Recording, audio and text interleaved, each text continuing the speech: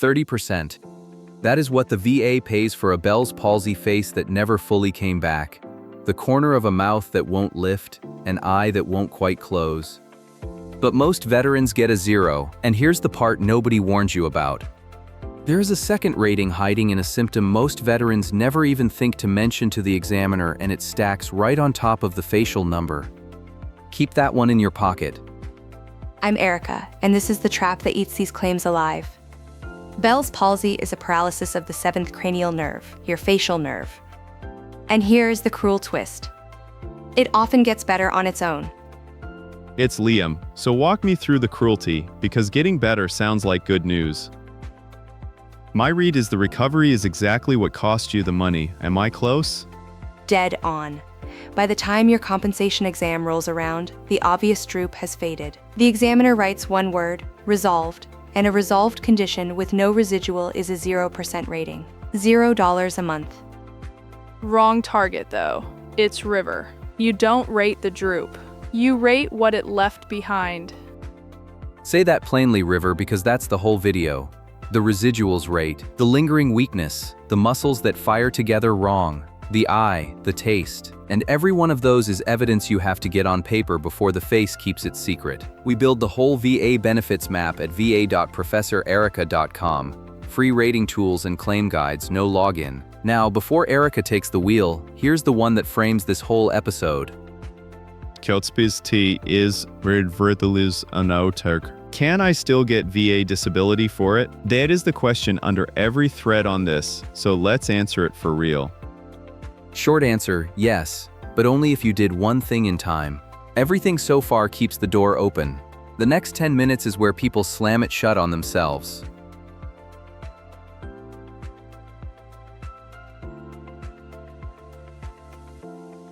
So let's get you in the door. The first fight is service connection, proving the palsy is tied to your time in uniform. And the good news is Bell's palsy hands you more than one road in. Picture the nerve for a second because it explains everything. One thin nerve threads out of your skull and fans across your whole face. It drives your brow, your eyelid, the corner of your mouth, even a muscle in your ear. When it swells inside its bony tunnel, the signal dies, and every muscle downstream just quits at once. That is why a virus in service can leave a permanent mark years later. In-service onset. If it happened while you were in and it's in your records, that's the straight line, right?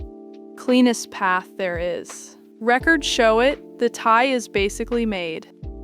And when it didn't start in service, you go secondary. Bell's palsy rides in on other conditions the VA already connects. Lyme disease, shingles, which when it strikes the ear is called Ramsay-Hunt syndrome. Even a bad middle ear infection can inflame that nerve. If the VA already granted the parent condition, the palsy can follow it in. Take the blast case too. If a TBI or an ear injury physically damaged the nerve, that's a direct hit, not a virus. Run that one for me. Blast pressure or temporal bone trauma can crush the nerve in its canal, no virus required. Call the whole thing what it is, folks, the ghost rating. It's real, it pays, and it's invisible until you put it on paper. Sure, but is any of that taxable when the check comes I2F or SAL? No. VA comp is tax-free every dollar. Wait, but is it though? Tax-free even for the residual add-ons we're about to stack? Tax-free, all of it, residuals included. Here's the one that sinks people. Skip the nexus, the sentence linking palsy to service, and the strongest claim in the world gets denied on page 1. So the question the room actually needs answered, if it was just a random virus, how is that connected to my service at all? Because you don't have to prove the virus came from service. You prove the palsy showed up in service or rode in on something already connected. That distinction is the whole claim, winnable. Which means the paperwork you file the week your face droops is worth more than any exam a year later. Hold that thought. Let me pause for just a second, because this genuinely helps. If you are getting value here, hit that like button, then subscribe and ring the bell. It costs you nothing, and it is the single biggest thing that keeps these videos coming.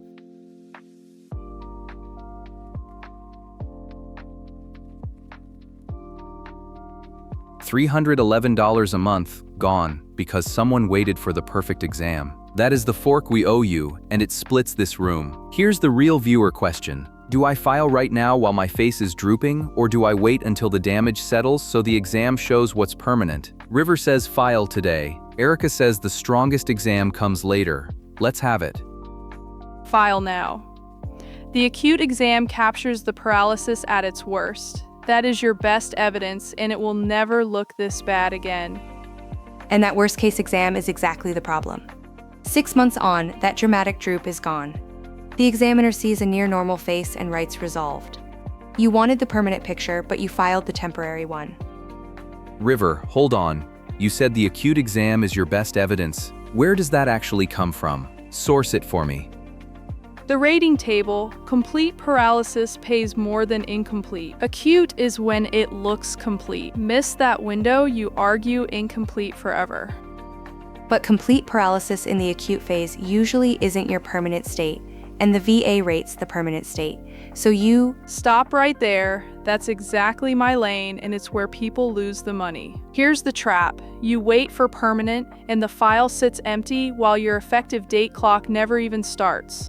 Every month empty is a month the VA never pays back. All right, complication neither of you has touched. What if the veteran does both? Files today and keeps documenting. Erica, does that break your objection? Honestly, it dissolves it. The face keeps the receipt. The acute exam and the permanent one are two receipts, not a choice between them. River, take Erica's strongest point head on. She says the permanent exam is what actually rates you. Attack that directly. Can't attack it, it's right. Permanent rates. But permanent needs a start date, and only filing gives you one. Then here's the scoreboard, and both of you won a round. River gets the effective date. You file today, full stop, that locks your back pay. Erica gets the rating. The exam that counts is the 1 month later when the residuals are permanent. The verdict the VA actually supports. File now to start the clock, then keep documenting until the picture is stable. Before this video ends, I'll name the exact form that lets you do both without choosing.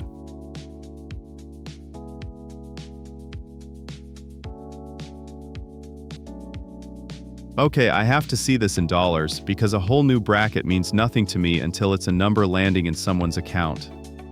Then let's put real dollars on it. Start with the headline number, complete paralysis of the facial nerve, Diagnostic Code 8207, rates at 30%. Now watch what one documented residual does to that. Say the palsy also left you with a single rated 10% problem. You'd expect 30 and 10 to make 40, and here the obvious math actually holds, but not for the reason people think. The VA doesn't add ratings, it combines them on a table in 38 CFR 4.25, and 30 combined with 10 lands on 37, which rounds up to 40%. One residual, a whole new bracket. Wait, so you just stack 30 and 10 and the check basically doubles to… No, it combines, it doesn't double. The jump is real, but it's one bracket, not two checks. Fair, Joe, so put the actual dollars on both. At 30%, what does a veteran alone get? $552.47 a month. That's the 30. And at 40%, it's $795.84. Both numbers current, effective December 1st, straight off the compensation table on va.gov.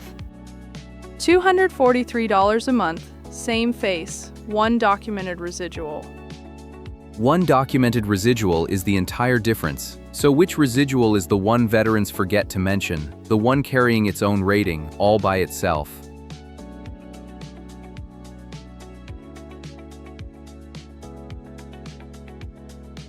Here's the exact form that lets you file today and prove it later, but before I name it, let's talk about what you're proving, the residuals. Start with the one that's a genuine medical emergency, not just a rating. When the eyelid can't fully close, the cornea, the clear front window of your eye stays exposed and dries out. The eye your sight on the line, not cosmetic. And, okay, I'm the middle child who asked why at every dinner, so I have to, why does that rate on its own separate from the face? Its own schedule entirely, the eye rules in 38 CFR 4.79. Then there's synkinesis, where the nerve heals its wiring crossed, so your eye winks shut every time you chew. And hyperacusis, where a tiny ear muscle stops damping sound, so ordinary noise feels like a drill on that side. Careful though, each one needs its own line in the record. Unnamed, it's invisible. Let me give you a real one. A veteran we heard from, call him Vance, 51, drove trucks in the Army. Bell's palsy hit around, March, maybe April. Face mostly bounced back. Wait, so his claim got denied because his face recovered? That's the hinge. It didn't recover. His eyes still wouldn't close at night, and his sense of taste never came back. But nobody wrote it down. The exam said resolved. He went from a possible 40 to a 0 on a technicality of the pen. So the face healed and the file lied. Yeah, sit with that one. And then Ivrasos ain't sure for sure Iafriki walked away from. A jump from 30 to 40 is 243 a month times 12, call it $3,000 a year, $2,920 and change every year for the rest of his life. And this is the exact question Vance should have asked. The one under every Bell's palsy thread there is. Does a resolved Bell's palsy still count if I have residuals left over? It counts entirely on those residuals. Resolved means the paralysis lifted. It does not mean the damage did. That is the face keeping the receipt, and it's the difference between his 0 and his 40. Which raises the one nobody sees coming, the residual that hides in plain sight and pays all by itself. Ready?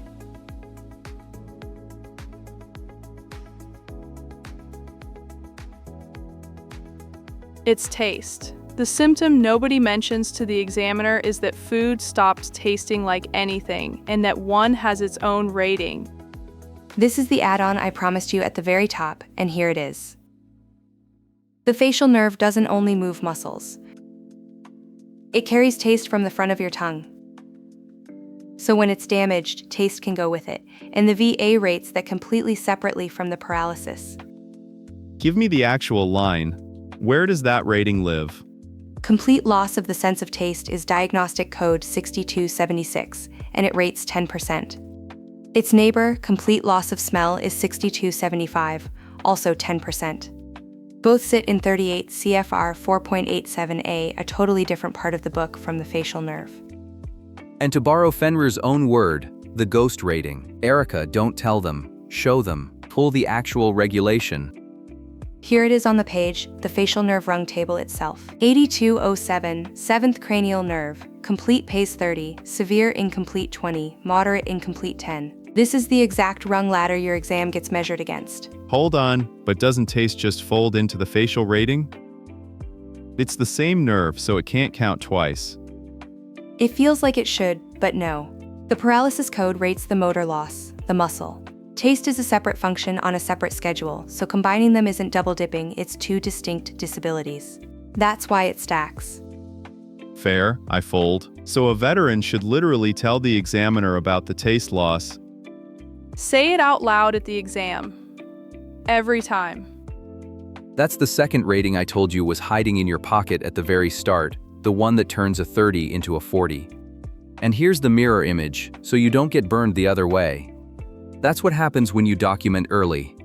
Wait too long and even a real residual can get written off as unrelated aging. So let's lock it down.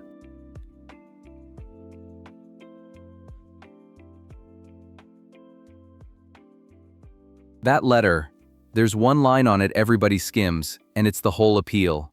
So here's the move that makes all of this work. The form I promised is VA Form 210966, the intent to file. You submit it today and it locks your effective date in place for up to a year while you gather every scrap of residual evidence. That is how you file now and prove it later, without choosing. Then the residual log, write down the eye, the taste, the wink, the sound sensitivity. This is the piece I want an outside read on. Let me get someone who knows how these claims play out cold. Claire, you there? Glad to. So, short answer, the veteran who wins isn't the sickest one, it's the best documented one. I won't guess at anybody's individual file that takes actually reading it. What I can tell you is the shape these Bell's palsy claims take over and over. The residuals were real, and they went unwritten until it was too late. So what's the single most common miss you see? Taste and the eye, 9 times out of 10. The rule sits in 38 CFR 4.87A, I believe. Check the letter, but the principle isn't in doubt. Taste is its own rating. Veterans mention the droop and forget the 2 residuals that actually stack, and that's the piece most people miss. That's my whole point for anyone listening. Get the eye and the taste on paper. I leave you to it, folks. Good luck out there. That's the outside read, straight from someone who knows this material cold. Thanks, Claire. River, you were skeptical about paying for a private Nexus letter earlier. Still? You're right about the fee. It's real money. But flip it. If your record already shows the onset, you don't need to buy a Nexus at all. Save it for the thin files. That's the honest cut. Pay for the Nexus when your record is quiet. Skip it when your service treatment record already tells the story. It's the safest route. Safest when the paperwork's already clean. So here's the ladder your whole claim climbs. Moderate incomplete pays 10, severe incomplete pays 20, complete pays 30, and a documented taste loss carries its own 10 on top. If you're half listening to this in the car, here's the one number to keep. 210966. File that today.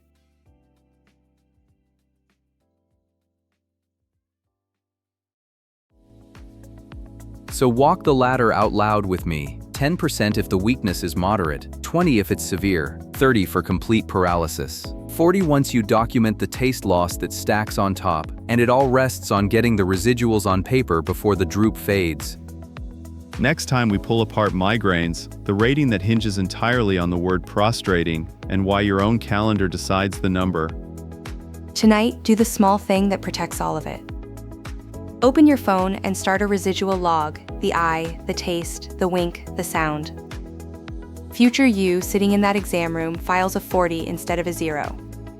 And for the veteran whose record already shows onset, skip the paid Nexus, keep the money. That buys a lot of walking with no destination. My answer stays.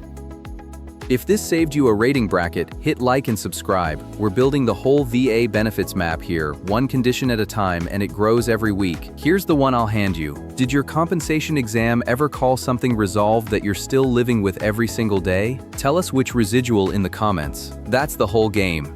The face keeps the receipt, so make sure you kept a copy.